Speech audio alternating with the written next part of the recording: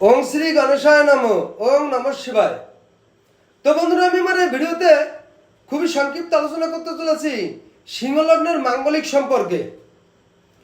তো সিংহলগ্নের বড় বধূ যাদের মাঙ্গলিক দোষ আছে, এরা সাধারণত শারীরিক, মানসিক, কর্মে, ধর্মে, পারিবারিক, অর্থনৈতিক, সার্বিক দিক থেকে নানা রকম সমস্যা, ঝামেলা এবং অশান্তিতে ভুগে থাকে।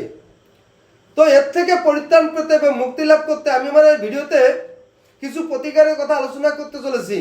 এই প্রতিকারগুলো করতে পারলে 100% এই মাঙ্গলিক দোষ থেকে মুক্ত লাভ হওয়া যেতে পারে।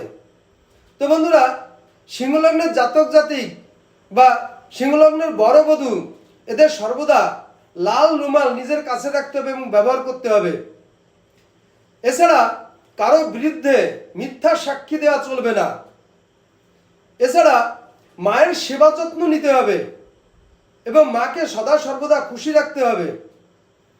তো বন্ধুরা, এই সিংহলগ্নের বড় বধূর মাঙ্গলিক হলে এদের সাধারণত হাতির দাঁতের কোনো জিনিস ঘরে রাখা চলবে না।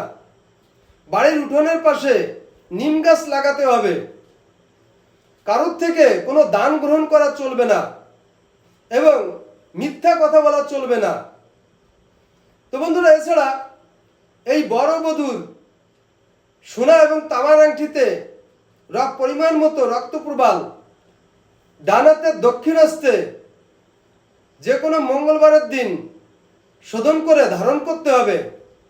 তাহলে 100% এই সিংহলগ্নের বড় বধূর মাঙ্গলিক দোষ থেকে সম্পূর্ণরূপে মুক্তি লাভ হয়ে থাকবে। তো বন্ধুরা, এই ছিল আমার এই ভিডিওর মূল সংক্ষিপ্ত আলোচনা। নমস্কার।